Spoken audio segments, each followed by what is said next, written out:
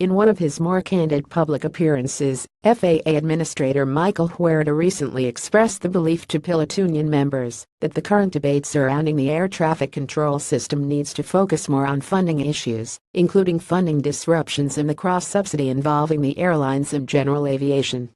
"I believe there has been too much focus on the structure, and there has not been enough focus on what is the problem we are trying to solve," said Huerta in his address to the Southwest Airlines Pilots Association on September 20. "Lack of consistency and stability in funding," he said, "is a much bigger problem than who sits on the board of directors."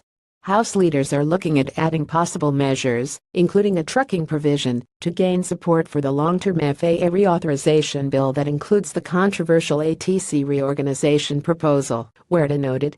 Recent counts still put the bill at 20 to 30 votes shy of House passage, according to the Washington Insider publication Politico, reporting Huerta's estimates. "But there is some likelihood the bill could ultimately pass the House," Huerta said. "Even so," he added, "the Senate does not include any such measure, and I don't see a path through the Senate for the ATC proposal. My biggest fear is it gets us to where we've been before they can't agree, so we enter a long period of short-term extensions," he said. In the 7 years he has served with the agency, the FAA has undergone at least 24 short-term extensions, been shut down a few times, and never begun a fiscal year with a full appropriation in place, he said. "Clearly we can do better than this. The Aviation Trust Fund has a $6 billion surplus that the agency can't access," Huerta added. "The industry should ask, what's the story with all this money?" he said, noting the money is used to offset federal deficits.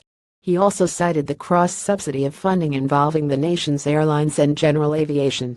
"The cost for air traffic services is the same, whether those services are delivered to a general aviation aircraft or an airliner.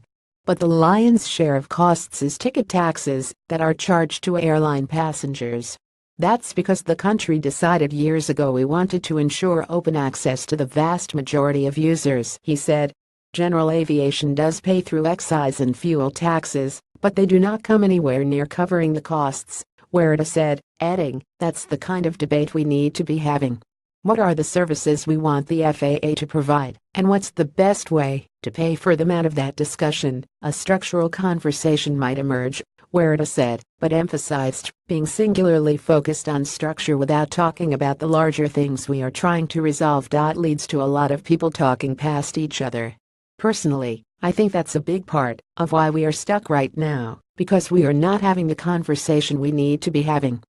Huerta, however, also expressed the belief that it is unfair to suggest that NextGen is not moving forward, noting progress that has been made despite the continual funding disruptions.